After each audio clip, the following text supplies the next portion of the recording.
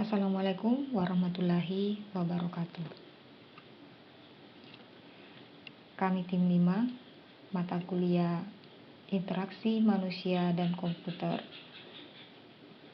Dalam kesempatan video ini, kami akan menjelaskan tentang aplikasi yang kami bangun dan hubungannya dengan mata kuliah Interaksi Manusia dan Komputer.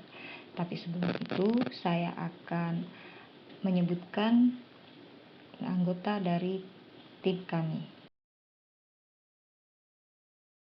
Yang pertama ada Awaluddin, kemudian yang kedua ada Lili Safitri, yang ketiga ada Reski Santoso, dan yang terakhir ada saya sendiri, Kasma Watika. Baik, yang saya akan jelaskan pertama untuk aplikasi yang kami bangun ya. Nah, jadi nama aplikasinya adalah aplikasi pencarian kerja yang terintegrasi website BLK Kabupaten Pangkep. Kemudian konsep dari aplikasi ini sendiri adalah aplikasi ketenagakerjaan yang dapat mempertemukan pencari kerja dengan perusahaan penyedia lowongan. Selain itu, dalam aplikasi ini, masyarakat pengguna dapat memperoleh info mengenai balai latihan kerja serta jenis-jenis pelatihan yang tersedia. Adapun bidang ilmu yang berhubungan dari aplikasi ini yaitu antara lain ada psikologi, desain grafis dan tipografi, dan linguistik. Kemudian peranti pengembang sistemnya, jadi aplikasi ini dibangun sebagai plugin untuk menambahkan fitur yang dibutuhkan pada WordPress, yang merupakan CMS yang digunakan pada website resmi BLK Kabupaten Pangkep, di mana bahasa yang digunakan adalah PHP dan database-nya menggunakan MySQL. Kemudian pengelompokan piranti bantu aplikasi yang digunakan adalah aplikasi edit grafis Photoshop dan Notepad sebagai kode editor. Sedangkan piranti bantu sistem adalah server hosting berbasis Windows.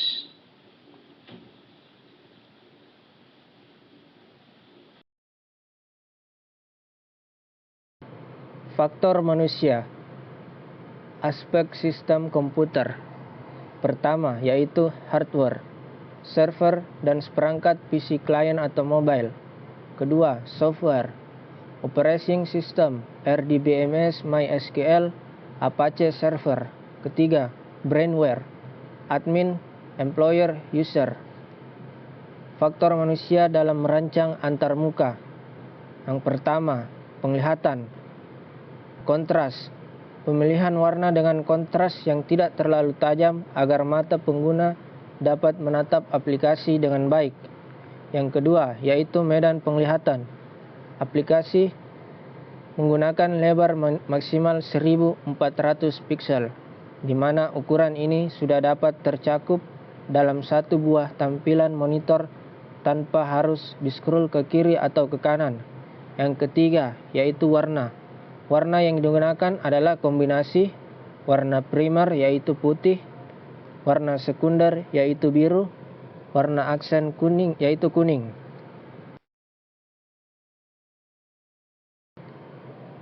Peranti interaktif. Yang pertama yaitu peranti input. Peranti input yang digunakan adalah peranti input standar berupa keyboard QWERTY jika diakses menggunakan smartphone. Cukup dengan keyboard touchscreen standar. Kedua, peranti penunjuk dan pengambil. Peranti penunjuk dan pengambil yang digunakan adalah peranti standar berupa mouse jika diakses menggunakan smartphone, cukup dengan touchscreen standar. Yang ketiga yaitu layar tampilan. Menggunakan layar tampilan standar berupa monitor atau layar smartphone.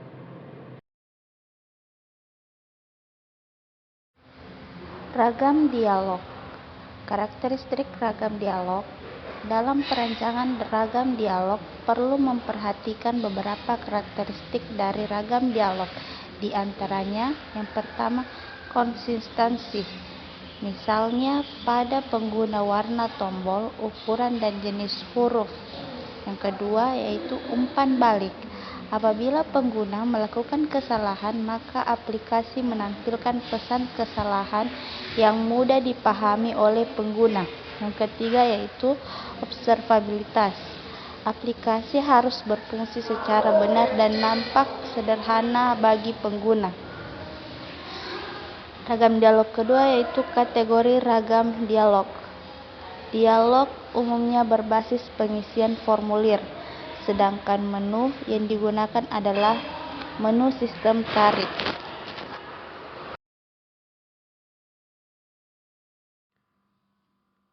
Dasar desain antarmuka. Dalam perancangan antarmuka, perlu diperhatikan hal-hal sebagai berikut. Yang pertama adalah desain merefleksikan model mental user yang didapat dari pengalaman menggunakan software lain, baik dari software sejenis maupun penggunaan komputer secara umum. Yang kedua adalah user control, yaitu mengizinkan user untuk mengontrol dan menginisialisasi aksi. Berikutnya umpan balik, atau selalu memberitahukan user apa yang sedang terjadi dari suatu aksi. Prinsip desain antarmuka. Yang pertama adalah konsistensi. User dapat mentransfer pengetahuan dan kemampuan dari suatu aplikasi ke aplikasi lain. Yang kedua adalah aesthetical integrity. Informasi diorganisasikan dengan baik dan konsisten dengan prinsip desain visual yang baik. Dalam interface desain, ada yang perlu diperhatikan. Yang pertama adalah meliputi antarmuka program internal dan eksternal, serta desain untuk antarmuka pengguna. Yang kedua, desain antarmuka internal dan eksternal diarahkan oleh informasi yang diperoleh dari model analisis. Desain software yang baik meliputi 1. High performance. Software yang dibuat mempunyai performance yang tinggi walaupun digunakan oleh beberapa user. Yang kedua, mudah digunakan. Software yang dibuat mempunyai sifat easy to use atau mudah digunakan, sehingga tidak membutuhkan proses yang lama untuk mempelajarinya. Yang ketiga, penampilan yang baik. Software mempunyai antarmuka atau interface yang baik, sehingga user tidak merasa jenuh. Yang keempat, reliability atau kehandalan, yaitu sejauh mana suatu software dapat diharapkan untuk melakukan fungsinya sesuai dengan ketelitian yang diperlukan. Yang kelima, mampu beradaptasi. Sejauh mana software yang dibuat mampu beradaptasi dengan perubahan-perubahan teknologi yang ada. Selanjutnya yang keenam, interoperability. Software yang dibuat haruslah mampu berinteraksi dengan aplikasi lain. Biasanya dapat dilihat dari adanya fasilitas untuk ekspor dan import data dari aplikasi lain. Yang terakhir adalah mobility, atau software yang dibuat dapat berjalan pada bermacam-macam sistem operasi. Selanjutnya, keputusan dalam sebuah desain. Untuk mengefisienkan waktu, maka aplikasi yang digunakan adalah aplikasi yang memberikan fitur tambahan pada website yang sudah ada, sehingga tidak perlu untuk membuat website baru. Desain layout. Secara umum, aplikasi ini tidak menghasilkan dokumen yang bisa dibuka dan diedit kembali, sehingga dapat dikategorikan sebagai aplikasi non-dokumen. Cara pendekatan. Pendekatan yang dilakukan dalam perancangan aplikasi adalah pendekatan perancangan interface yang dibuat oleh programmer untuk user. Programmer berusaha membuat interface sebaik-baiknya berdasarkan pengalamannya. Setelah jadi, lalu diberikan kepada user untuk mendapatkan umpan balik mengenai performa dan desain antarmuka. Urutan perancangan yang digunakan. Pertama, pemilihan ragam dialog.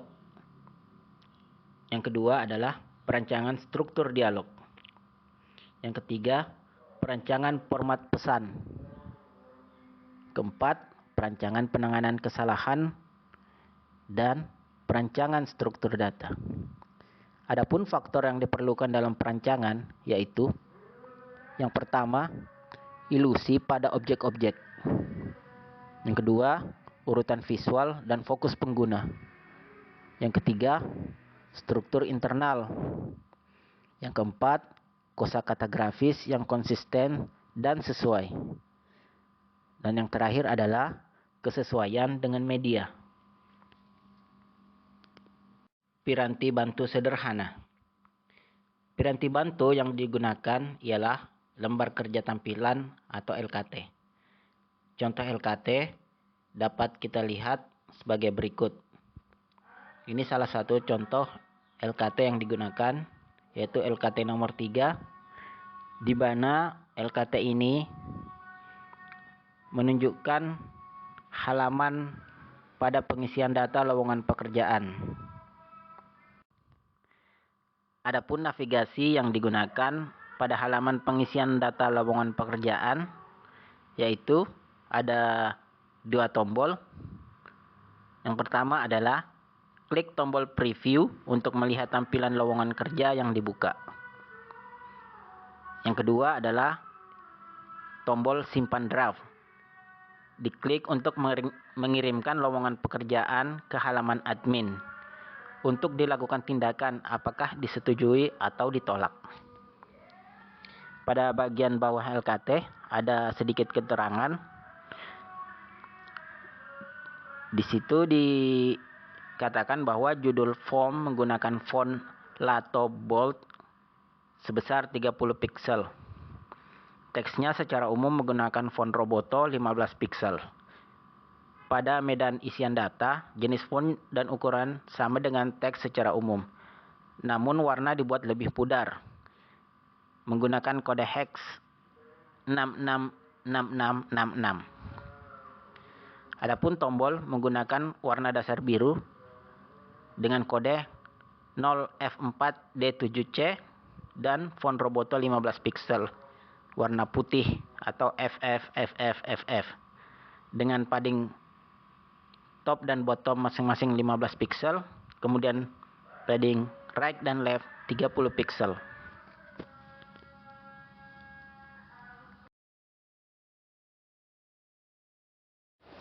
User experience dan user design. Yang pertama, aspek-aspek user experience. Karena aplikasi ini masih berupa prototipe, maka dalam merancang user experience membutuhkan pengguna untuk menjawab beberapa pertanyaan berikut ini. Yang pertama, bisakah pengguna menggunakan? Yang kedua, apakah user bisa mencari? Ketiga, apakah sudah memenuhi ekspektasi? Keempat, apakah pengguna ingin menggunakannya? Kelima, apakah sistem dibutuhkan? Keenam, apakah bisa dipercaya? Dan yang ketujuh, bisa diakses tidak? Yang kedua, pentingnya user experience. Beberapa alasan penting user experience adalah yang pertama, memudahkan pengguna. User experience diharapkan mempermudah pengguna dalam menggunakan aplikasi kami. Hal ini berkaitan juga dengan aspek usability pada aplikasi ini. Yang kedua, meningkatkan minat pengguna.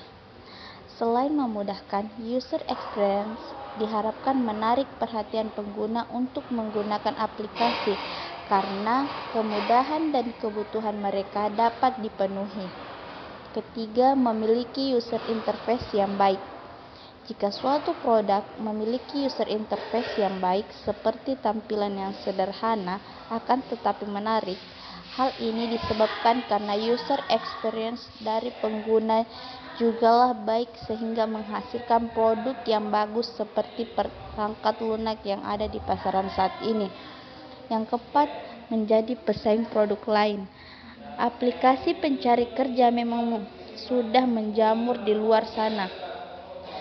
Sebut saja freelance, Upwork, Jobster, dan lain sebagainya. Namun keunggulan dari sisi pengguna baik pencari dan pemberi kerja adalah yang pertama dari sisi pemberi kerja. Mereka yang melakukan pelamaran dipastikan sudah mendapatkan pelatihan yang sesuai. Yang kedua, dari sisi pencari kerja, perusahaan yang membuka lowongan kerja adalah perusahaan yang bisa dipercaya. Selain itu, aplikasi serupa dalam lingkup kanker juga masih tergolong sedikit. Elemen user experience. Elemen pada user experience ada 5, yang meliputi: pertama, surface. Surface ini berkaitan dengan perancangan sensori desainer yang meliputi bagaimana panca indera manusia berinteraksi, dalam hal ini menitik beratkan pada penglihatan. Yang kedua yaitu skeleton. Skeleton ini berguna untuk memikirkan interface desain yang meliputi atribut-atribut produk. Yang ketiga, struktur. Struktur di sini bermakna memahami perilaku dan pemikiran user dengan tujuan dapat memahami dalam penentuan struktur aplikasi agar sesuai dengan keinginan user. Yang keempat, scope. Scope aplikasi ini khusus pada manajemen lowongan kerja.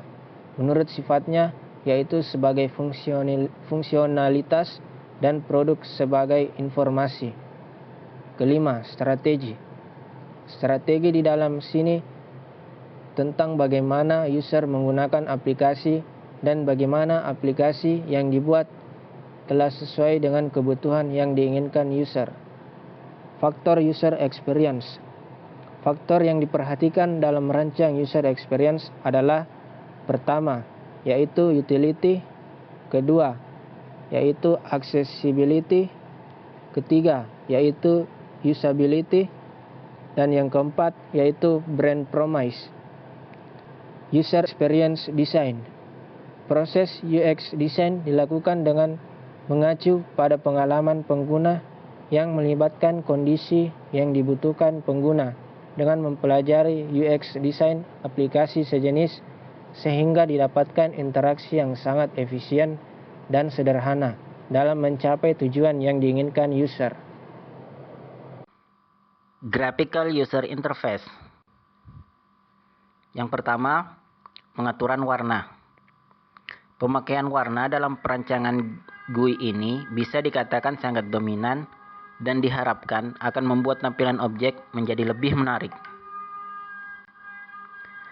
Adapun kombinasi warna yang digunakan pada aplikasi ini adalah: warna primer atau body menggunakan warna putih dengan kode hex FF.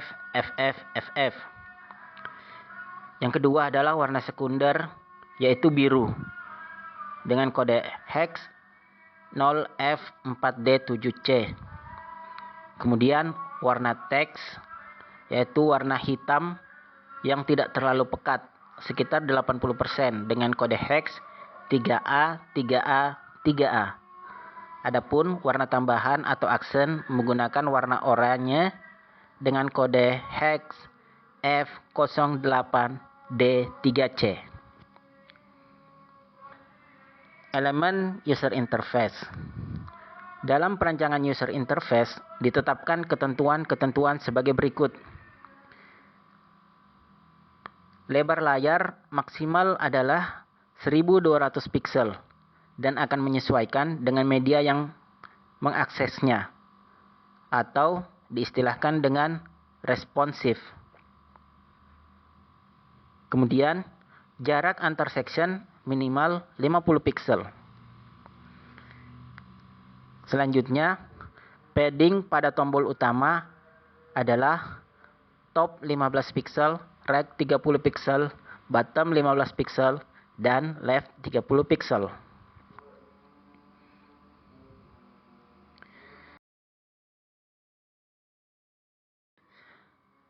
Komponen antarmuka grafis yang kami gunakan dalam aplikasi ini antara lain.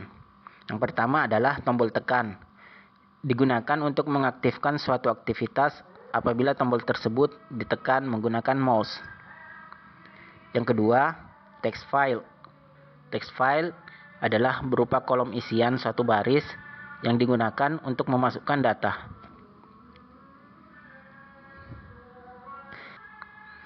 Yang ketiga, text area adalah berupa kolom isian yang bisa diisi lebih dari satu baris teks. Masing-masing text field dan text area ini dilengkapi dengan placeholder untuk membantu pengguna. Yang keempat, combo box. Digunakan untuk menampilkan sejumlah pilihan yang tersedia yang dapat dipilih oleh pengguna.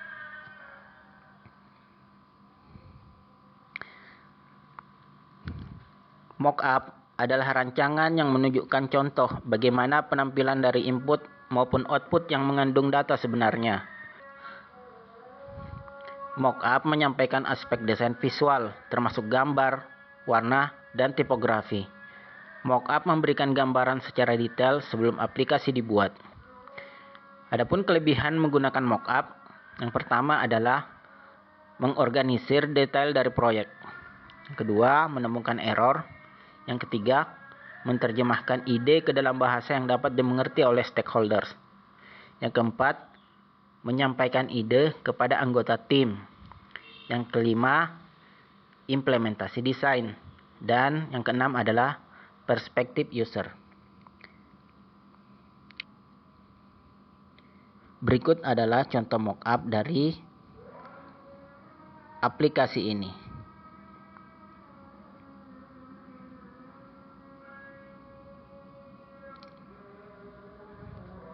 Ada banyak aplikasi yang bisa kita gunakan untuk membuat mockup, baik menggunakan aplikasi desain grafis umum seperti Photoshop, ataupun aplikasi khusus untuk membuat mockup.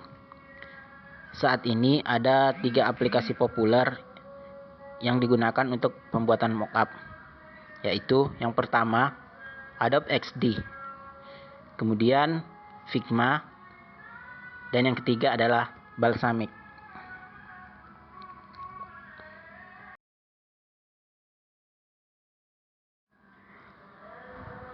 Dalam mengembangkan aplikasi berbasis web, pemilihan window mengikuti browser yang digunakan oleh pengguna. Namun sekarang ini, di mana pengguna mengakses halaman web menggunakan berbagai macam perangkat, maka perlu diperhatikan peletakan komponen-komponen agar tampilan interface tetap terlihat rapi meskipun diakses dengan ukuran perangkat yang berbeda-beda. Hal ini dikenal dengan istilah responsive view. Bagian-bagian window dan elemen-elemen desain yang digunakan diatur menggunakan suatu bahasa tertentu yang disebut Cascading Style Sheet atau biasa disingkat dengan CSS. Berikut ini adalah contoh penggunaan kode CSS pada aplikasi ini.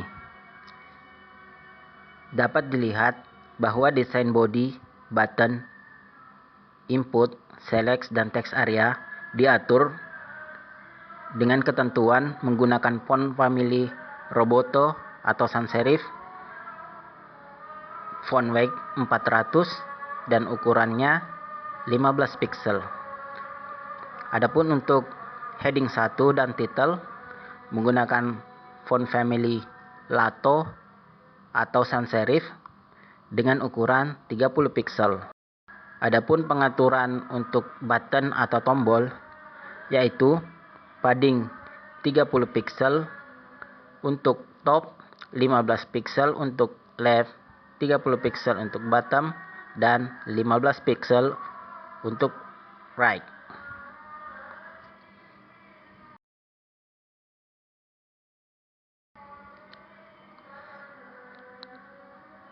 Dalam perkembangan selanjutnya, aplikasi ini diharapkan akan mampu beradaptasi dengan perkembangan teknologi kekinian.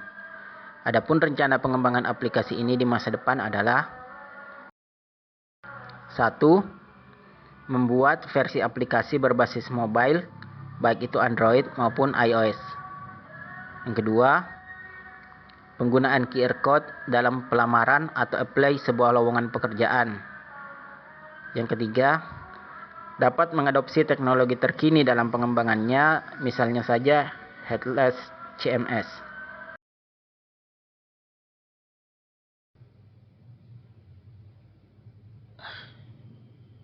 Di bagian akhir dari video ini akan kami demonstrasikan sedikit tentang penggunaan aplikasi pencari kerja pada BLK Pangkep.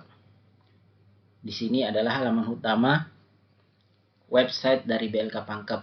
Sementara aplikasi ini, aplikasi pencari kerja, kita tempatkan di menu lowongan kerja. Di sini terdapat pesan bahwa untuk melihat halaman ini kita harus login. Kita coba login.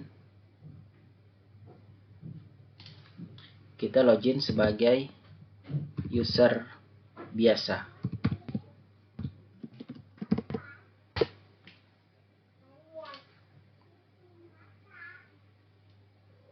Ini apabila kita login menggunakan user biasa. Kita bisa melihat daftar lowongan pekerjaan. Di sini ada beberapa lowongan pekerjaan yang tampak. Kita coba. Salah satunya itu desainer.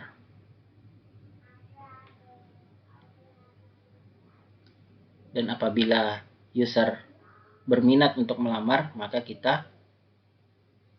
si user bisa menekan tombol ini.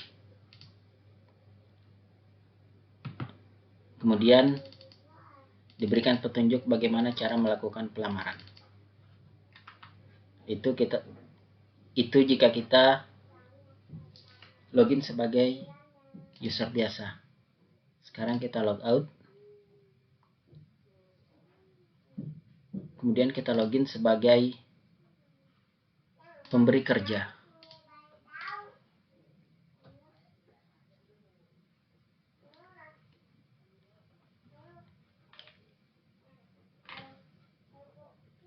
Pada tampilan user pemberi kerja, terdapat satu tambahan menu baru yaitu dashboard dengan dua submenu yaitu buka lowongan dan profil. Menu lowongan kerja tetap muncul untuk menampilkan semua lowongan kerja yang tersedia. Kemudian menu dashboard ini untuk menampilkan lowongan kerja yang di-listing oleh user yang bersangkutan. Di sini belum ada lowongan kerja. Kita buat dengan mengklik menu buka lowongan. Oke, kita coba.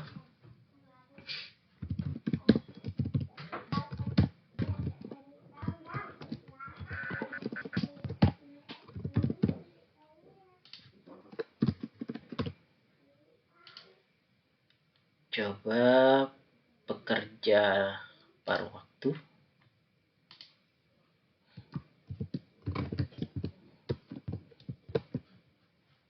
Kita gunakan dummy text biar cepat.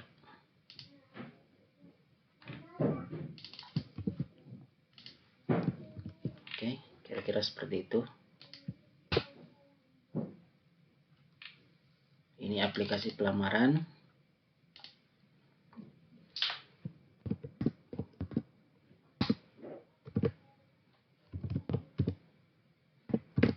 Oke, kira-kira seperti ini.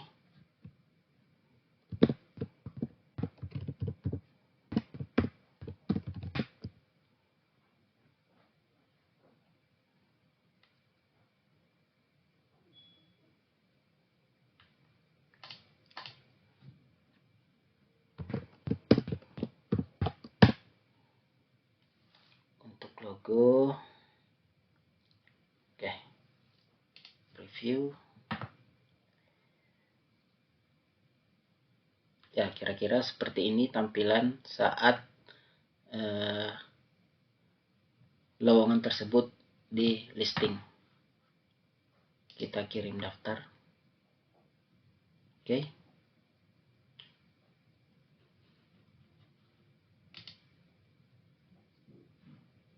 Ini dia.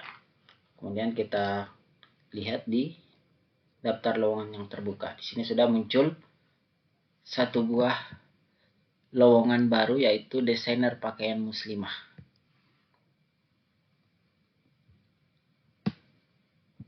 Kita log out.